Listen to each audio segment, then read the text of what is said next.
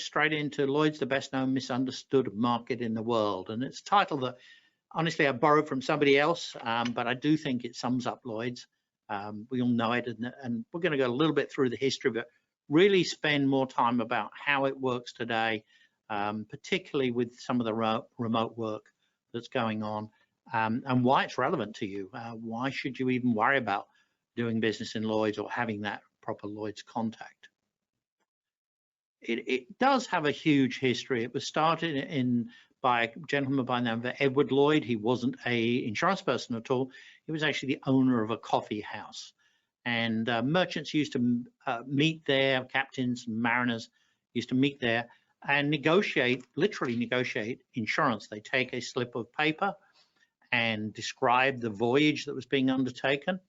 And the people at the bottom would sign on for different portions of that voyage. So if the vessel was lost, they pay that claim, pay the value of the vessel and its cargo if it was lost, against collecting a premium up front. They literally wrote one another's name underneath each other. So underwriter literally was under signature at the beginning of in the way of history in Lloyd's. And that's how we get the word underwriter today. So what is Lloyd's known for? It's really known a lot for specialty expertise. A lot of it's, and some of the examples we're going to use a little bit later, are very esoteric, things like body parts and space travel and things like that. But in reality, most of Lloyd's business really revolves around middle to large market business right across the world. And in fact, today, through some cover holders, we'll talk more about cover holders a bit later, even some small premium business like homeowners, condominium owners, things like that. So it's a huge variety of business right across the planet. And we'll try and explore some of these as we go through the afternoon. It really looks for innovative solutions. And for a lot of the classes of business that we're familiar with today, both in the marine and the property casualty world, Lloyd's pioneered it. And there's a few pictures around here. One is a beer taster's palate. Make sure he can taste the beer. A lot of football players, particularly what they call a draft rider, for players that have not yet made it into the NFL. If they get injured before getting drafted, their loss of potential income there. And of course, the winemaker, again, to be able to, or the wine taster, to make sure he can taste the wine in there. But there really are more than 60 lines of insurance. I'm not going to sit and read those in here, but I will pick out a few, particularly from the marine side, cargo, obviously, marine in general, professional liability. We'll talk a little bit more about that later. Some yacht business is still written in Lloyd's, although it's pretty limited today here in the US. You see a lot of British yachts and European yachts written there, but not so much here in the US. There's some. But a whole range of different products there, literally from A to Y. Not quite, we haven't found one that was Z in the middle of it. So what is Lloyd's? Well, Lloyd's is a conglomerate of lots of different people. And we're going to describe each of these and how they affect the daily work. But there are 99 Lloyd's syndicates. And again, we'll describe that in a bit more detail, but they're effectively the insurance companies that work within Lloyd's. They sit in the building, and we'll talk more about the role of the Lloyd's underwriter. There are 258 Lloyd's brokers, including LIG. We're the people that have access to Lloyd's. We can go in to see those Lloyd's underwriters and negotiate for individual risks. Obviously, today, a lot of it's being done by Zoom and Teams, Microsoft Teams, a little bit by phone, although that's becoming a little outdated now. But Zoom and Teams, a lot of that negotiation, and email, the ways to do that. Cover holders are MGAs, surplus lines brokers, and some of the larger individual brokers around the country. They're allowed to operate on behalf of a Lloyd's underwriter or a set of Lloyd's underwriters to write business in their behalf. Again, we'll look at the business flow a little bit more in detail later, but those cover holders, nearly 4,000 of them, run through those 258 Lloyd's brokers to access the Lloyd's syndicates. Many Lloyd syndicates have also set up service companies. There's 380 of those here and in the UK. $68 billion in claims paid. That's between 2011 and 2016, five years of claims. That's a lot of numbers, And the Lloyd's market writes in 200 plus countries. Some as reinsurance, where the countries don't allow direct writing, but the vast majority, Lloyd's is licensed and writes direct into that. In fact, that's one of the major reasons that a typical insurance company would join Lloyd's and set up a Lloyd's syndicate, is the access to that business plan around the world. Much easier to join Lloyd's and to see that business flowing in to Lloyd's rather than trying to set up branches in all the different places. 46 billion in gross premium written in 2019. I don't have the 2020 figures up here. Just over half, 52% of that is the United States and Canada, and the Canadian part of that is a relatively small amount, probably about 4 or 5%. So nearly half just here in the United States. 28% Europe, 10% Asia, 6% other Americas, Central and South America, and 4% the rest of the world. So US and Canada, US in particular, constitutes by far and away the largest single marketplace for Lloyd's. 28% is the whole of Europe and the United Kingdom.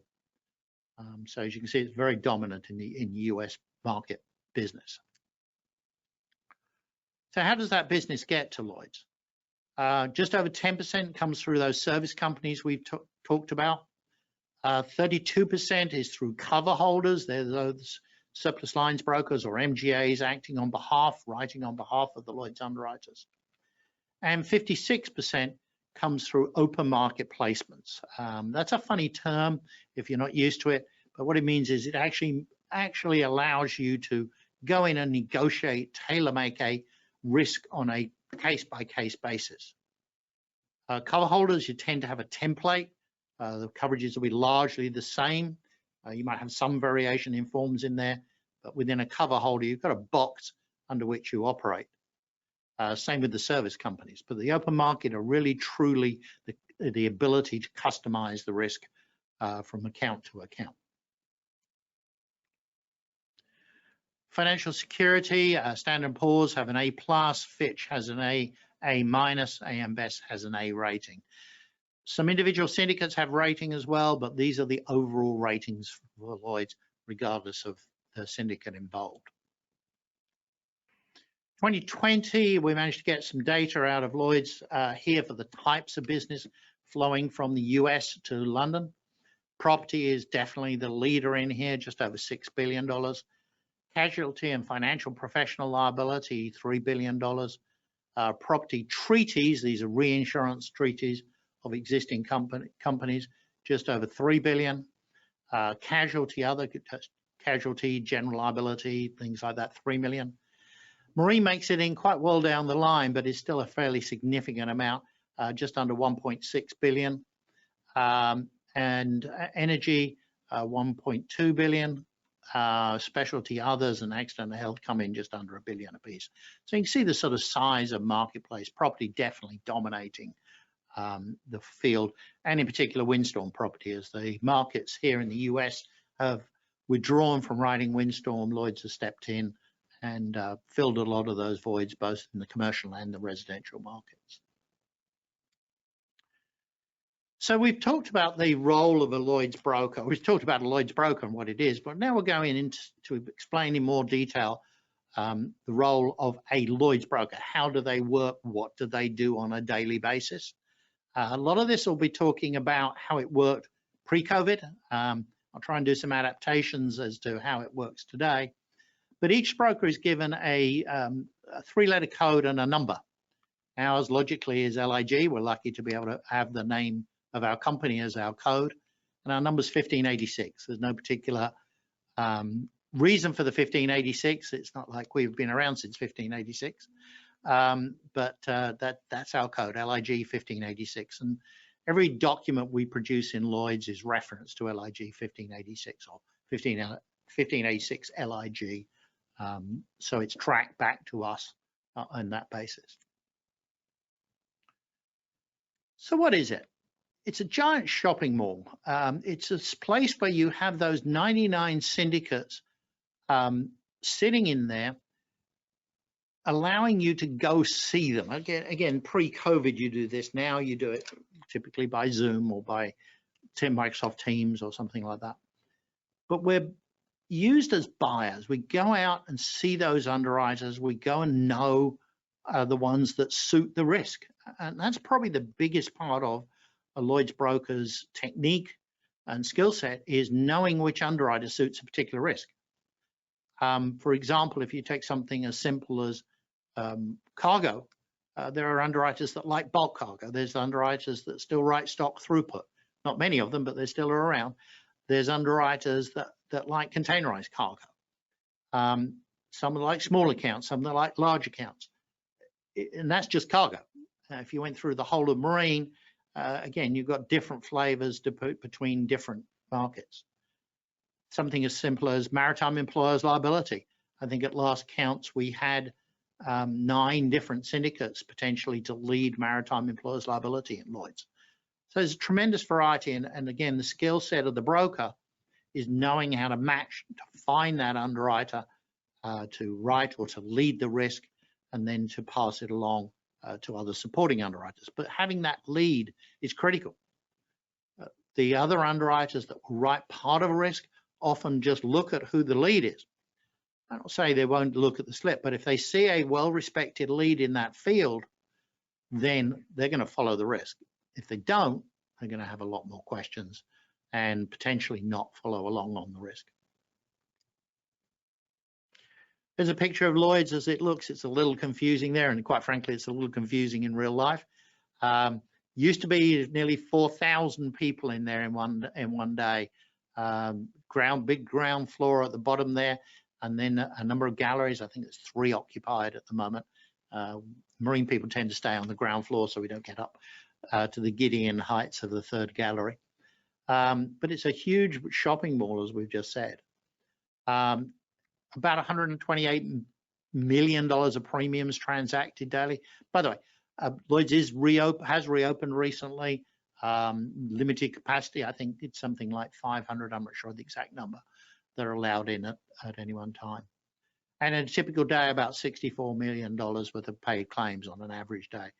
If you work that back, it's about $44,000 of claims per minute, which is a pretty staggering figure in my mind. So how do you compare the US intermediary, the cover holder, or maybe the broker with the Lloyd's broker? Intermediary typically represents a policy holder using emitted forms, filed rates, whereas it's face-to-face broking, again, flexible advice and filtering. We can customize a policy. We can customize the slip, the document we use to negotiate the coverage. Now it's electronic, but it used to be a physical piece of paper that literally summarized the risk from there. Claims advocacy, also on the Lloyd's broker side, we do the collection of the claims. So we have a system we'll talk a bit more about later, when we can go to an underwriter, get the authorization on the claim, get it collected, it flows through our account. Again, US companies mostly will pay that claim directly. Lloyd's brokers have that premium and claims transaction. Again, office and cubicles, brown shoes and shirt pockets. Don't go to London with no brown shoes. If you ever do get the chance to go into Lloyd's, you're instantly marked as an outsider if you're wearing brown shoes. Silly little thing, but that's just the way it is. Lloyd's did just remove, or I think about 18 months ago, the requirement to wear a tie. So typical attire is something like I'm wearing today. So a suit, no tie. I will admit I tend to wear a tie when I'm going there. I'm a little old-fashioned in that way. But a lot of the underwriters now are suit but no tie. Typically a fairly conservative suit, but then probably on the inside I don't know, bright purple lining or a green pocket handkerchief or something else, just to put a dash of color in there. So how does the work flow to London? If you take the buyer on the far right of my chart here, they're going to deal obviously with the retail broker or agent. who can potentially go on that green channel down to the domestic market. And many of the domestic markets, particularly when you look at things like these homeowner companies or major companies, do buy their reinsurance back to London, so that comes back in through a Lloyd's broker back into the market. The retail broker could, using the red chart, go through an MGA or that purple line through a domestic wholesale broker.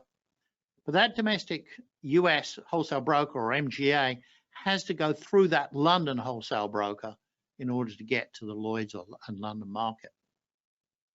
So there's a lot of steps in this process. And again, we'll look at that a bit more later on. But buyer to retail broker, typically to a surplus lines broker, wholesale broker, or MGA, through a Lloyd's broker, and then to the Lloyd's syndicate.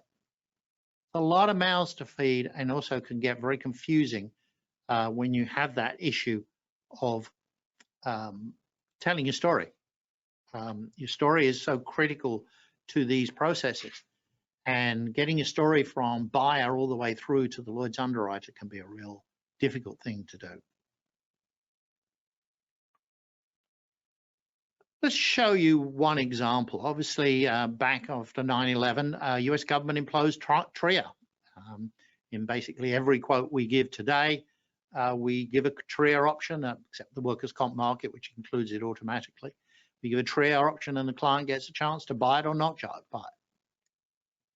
TRIA is pretty restrictive though. You've got to have a trigger of a certain amount of claim. It's got to be declared by the federal government as a TRIA event before you get any coverage under that TRIA policy. So you could be paying money for not much benefit.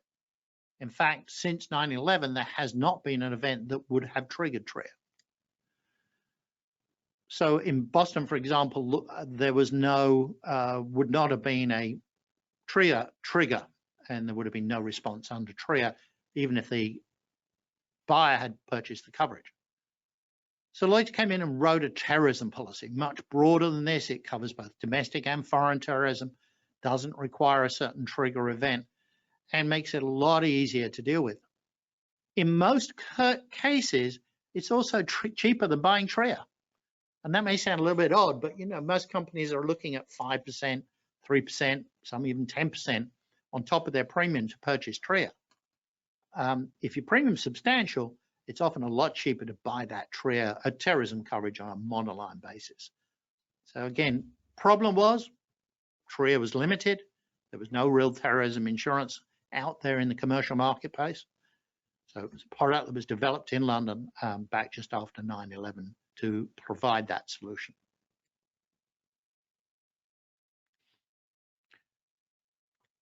How do you do this? Well, it's a process called Know Your Client, and I'm not going to spend time going through this. We'll post these slides later than, we'll post these slides after the event so you can read them in detail. But really, it's a matter of negotiation, telling the story. You know, when you go see the underwriter, when you start that Zoom call, you want to start saying, you know, got this account for you. Let me tell you about them, give them the background.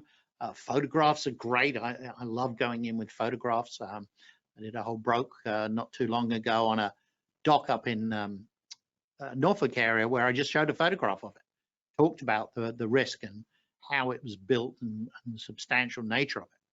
So it's not an application, although applications are certainly needed. It's not a matter of designing the right slip. It's really a matter of telling the story. And that means you've got to know the client. Now, if you cast your mind back a couple of slides, there's a lot of links in that chain. So if you're the buyer or you're the retail agent, getting that story through your MGA or your surplus lines broker, through a Lloyd's broker, and then in turn over to the Lloyd's underwriter is very tricky. And you've got to write it out. Just telling the next layer your story, it may not get translated very well. Again, I love photographs, a narrative with some photographs in there. You don't want a book, and you certainly don't want to just send somebody to the people's website. You want to write a page, 2-page type of narrative, drop some pictures in there, preferably the pretty ones of the safe operations, not the guy hanging from the end of the parasailer or doing nuclear welding underwater. Those are the ones you probably want to avoid the pictures. But tell the story, be honest with it, but show the best side of your client. That's what it's all about. Why is this client the best one they've ever seen? Bear in mind, these underwriters don't have a rate scale. Typically, some of the property ones have some rate scales, but generally speaking, they're going to go in and look at it and say, and judgment rate.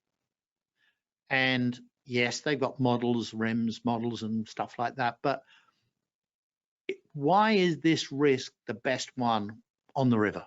Why is this risk the best one of its class? Tell that story through your broker, Surplus Lines broker, through your Lloyd's broker to the underwriter, and you're going to get a much better result. Again, it used to be face-to-face. Now we're doing much more electronic. We still do a lot of Zoom and Microsoft to negotiate the risk. When it actually comes to placing the risk, binding the risk, we do it through one of two placing platforms. One's called PPL, Placing Platform Limited. One's called Whitespace. I believe there are a couple of others around, but they seem to be the dominant two. I was working on one just a few minutes ago in Whitespace, which will head over to the underwriters tonight, and hopefully most of them will sign off on it in the morning. So a process of now Zoom, hopefully we'll get back to face-to-face in the near future, at least for the larger, more complicated risks. And then the PPL or Whitespace for simple endorsements and for the actual physical placement and tracking of the risk that we do from there. What's the top tips with your broker? Think of your Lloyd's broker of extension of your team, because we are. We want to be part of it. I'll probably ask more questions than the average domestic market, but we want to understand the risk before we move into it.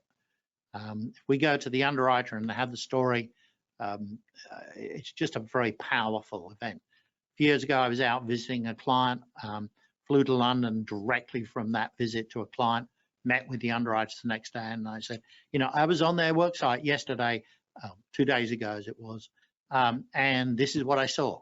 This is how they operate. This is their safety. This is the types of things. You can't do that very often, clearly, but you want to try and tell that story and use the broker as part of your team, get feedback on what's going to make this most sensible. Build relationships with underwriters. If you've got a track of going into Lloyd's or the London market through a broker, you want to know the underwriters. They'll do a lot better result when you understand how that underwriter operates, and vice versa. They understand how you operate, what's unique about your operation that makes sense. Now, if you only got 1 or 2 pieces going a year, that probably doesn't make any sense to do. But if it's frequent, very easy today. Again, most underwriters have either what they call virtual Lloyd's, which is a similar thing to a Zoom or a Teams, a way you can communicate with underwriters through a Lloyd's platform. But you can do Zooms and Microsoft Teams. You don't even have to take the time to fly to London now to make that happen. I know we want to fly, but you got to sit in quarantine in England for a little while now, so that's probably not the best idea. Choose your Lloyd's brokers that is the best fit for you. Don't spread your business too thinly. I somewhat agree with this statement, but I also disagree with it because you want Lloyd's brokers that are specialists. Here at LIG, as you know, we're marine longshore specialists, so we know the marine and longshore underwriters. Flip side of the coin, we don't really do yachts, so we don't know the yacht underwriters. Mostly, a couple of them we do, but overall, we're not a yacht specialist. We don't do auto or trucking or largely property. So your broker needs to be what your specialist is. If you are a trucking specialist, you need to twin with a broker, Lloyd's broker that's a trucking specialist. It's very easy to interview somebody, ask them a few leading questions about trucking, and if they don't give you the right answers, you know that they don't know about trucking. You just have to look at dividing your business by the lines that you need placed in Lloyd's. Some Lloyd's brokers will tell you, oh, don't worry, we can do everything. I would disagree with that. I don't think there's any broker that can do everything. Some of them are very strong in one area and weak in another. Some do sort of patches of business, but Generally speaking, you want to stick with the people that know that line of business. Technical knowledge is good, but it really goes back to that relationship with the underwriter that's so critical. Differentiate your accounts with the quality of submissions. The worst thing you can do in London is send a whole bunch of Accord apps over that have no information in them. Much better to do a quick summary, something that's easy to grab but has clarity. If you're doing property, doing a property code worksheet is a much better idea than filling out 40 pages of Accord app. And then open a dialogue, send the submission over, start that conversation back and forth with your broker, find out what's going on, get feedback from that direction. Again, with Teams and Zoom today, other than some time differences, it's a pretty easy thing to do. That's the broker. Now flip to the underwriter, and this was actually part of a presentation given by one of the underwriters of Lloyd's as how they work. Why does a risk come to Lloyd's? If you're dealing with most of the domestic carriers here in the US, you're going to find they want to write a risk. They'll write the property, the auto, the workers' comp, the GL, write the whole account. Lloyd's is almost the reverse of that. To a large extent, the Lloyd's market really focuses in on single lines. So it could be terminal operators, legal liability with a marine general liability package. It could be hull equipment. There are some packages around, but really Lloyd's is so much better at doing laser focused issues. A single line or a small package of lines that are very similar together. Empowered underwriters, again, this was written by an underwriter for a presentation. I'm using it with his permission. Empowered underwriters really means that you can go and sit and talk to that underwriter and get a result here right on the spot. They like to innovate. They like to find new ideas. They've got capacity. Lines of $10, $20 million are not unusual in Lloyd's today. And they've got financial security. But here's really, I think, the secret sauce is you can take a large account in Lloyd's and give 5% to one underwriter and 5% to another underwriter and 10% to a third. So you can take and spread that risk around rather than one underwriter taking 100%. And that's really good news. Again, we talked about the room. That's the name of Lloyd's that's given colloquially. I'm going to the room means I'm going to Lloyd's. And what do we take? We expect an underwriter to learn, to respond, to negotiate, and to innovate. I'm going to go fairly quickly now because we are running a little short on time. We like the past, the trading floor today. Again, a little bit out of date now, but we're talking about localization now and the electronic trading we've already talked about. Broker calls, submissions, quotes, bind, policies, emitted versus non-emitted. Lloyd's, of course, is non-emitted paper. Again, the perfect Lloyd's submission, again, is about the story. Tell who the insured is. Why is this coming to London? Why is the domestics not able to give you the right solution? I think good financial status, that's going to go a long way towards the acceptance of a risk, and surveys if you have them. Claims are just worth spending a couple of minutes on. There is a new Lloyd's claims scheme or program, using the American term. Scheme is the English word for the same thing. It says if the claim is less than $325,000, Lloyd's share, that was it's £250,000, then it's called a simple claim, and they have a single agreement. So one syndicate can agree the claim over the for everybody that participates. Whereas if it's over that 325, it's now two people. But again, fairly simple. You're not having to go around 5, 10, 15 syndicates and get each one of them to pay. 85% of claims in Lloyd's go under that one agreement process. It also binds into the companies at the same period of time. Lloyd's agrees the payment goes to the central accounting system and then into the broker's bank account in 3 working days after it's been processed by central accounting. So it can happen very quickly.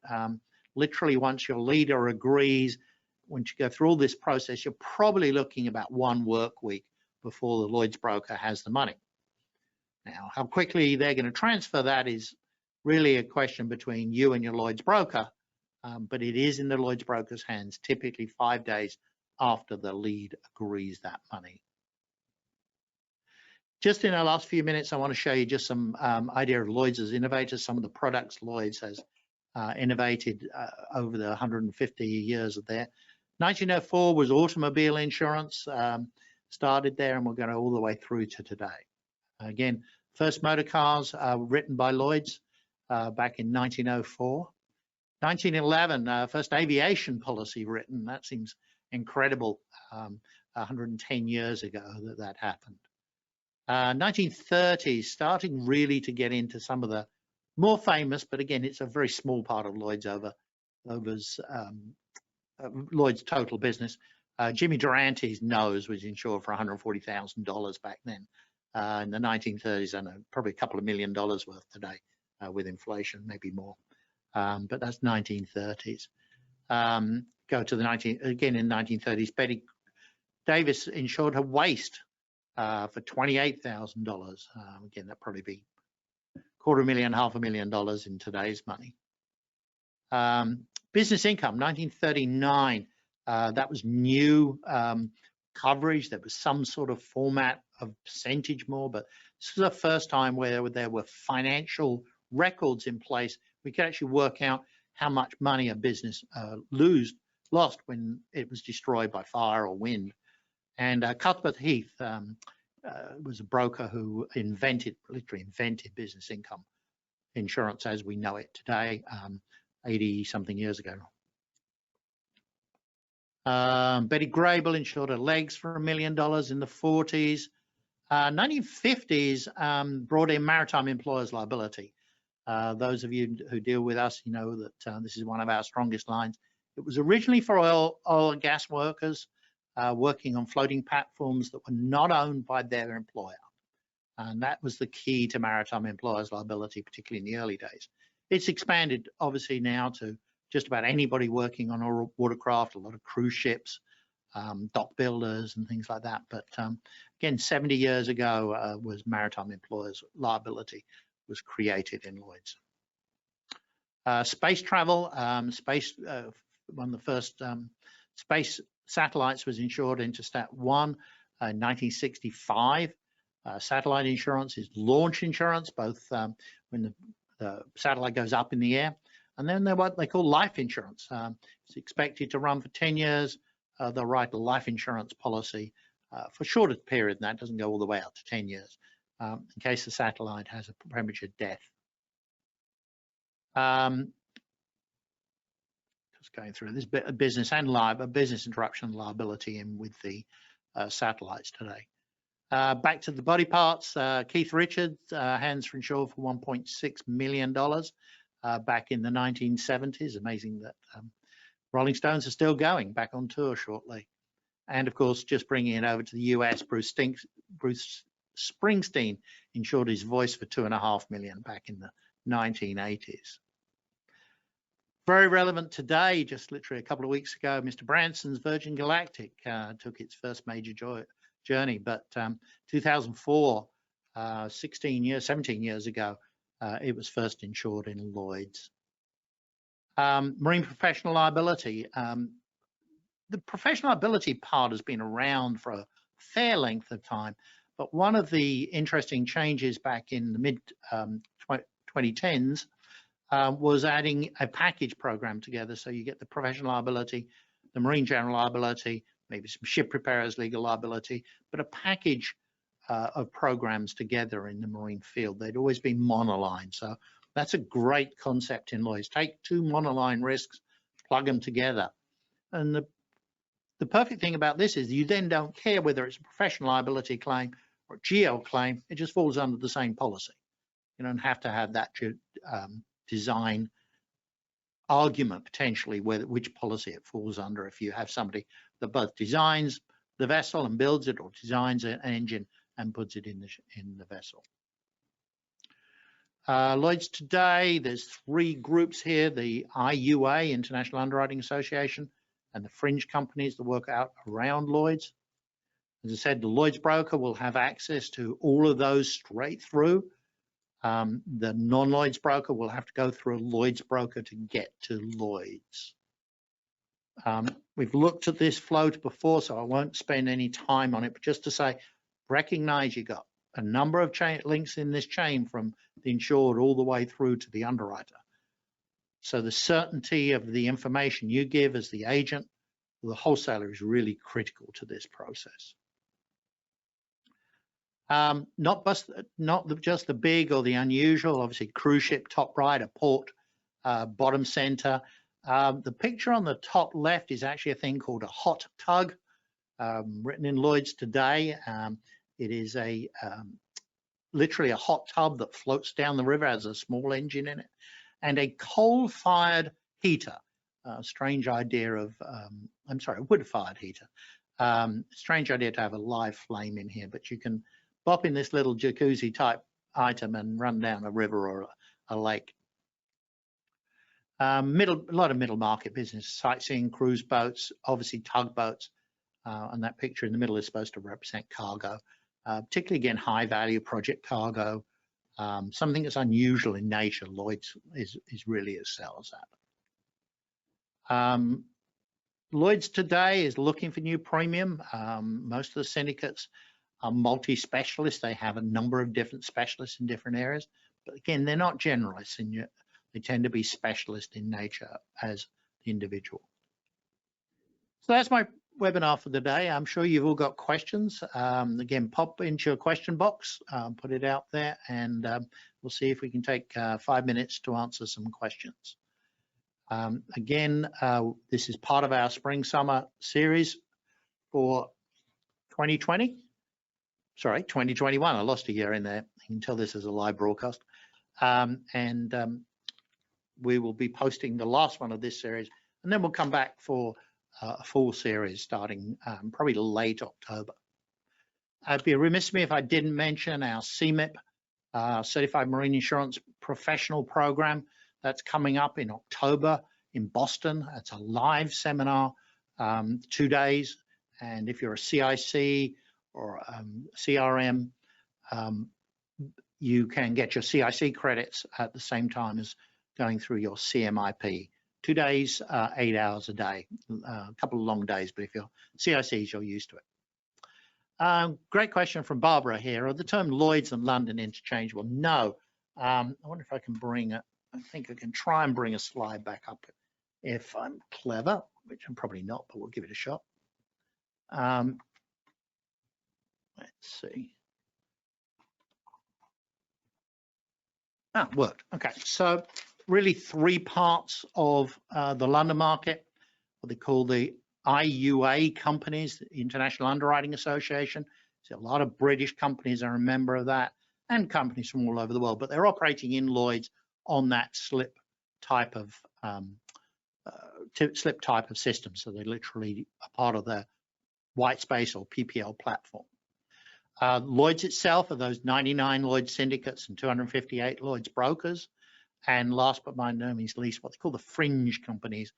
And these tend to be oddball specialty companies doing one particular type of business, or maybe a couple of types of business, but they're not part of the mainstream. They sort of underwrite independently. Again, Lloyd's broker can get to all of those. Non-Lloyd's broker has to go through a Lloyd's broker to get into Lloyd's. So that's a great question, Bob. Will a recording of this webinar be available? Yes, as for all of our webinars, we will post this. Because it's live, it may take us a little longer to get this one up, but hopefully by the beginning of next week, it will be posted. And we'll also have a copy of the slides up there for you. ligmarine.com, there's a big button on the bottom left-hand corner called Webinars that takes you straight there. And a nice thank you from Pilar, so I appreciate that. If any more questions, last call for questions. I think we're done. So I appreciate your attendance this afternoon. And we managed to keep the storm away long enough not to interrupt the process. And thank you for attendance, and we'll see you at the next webinar. Good afternoon.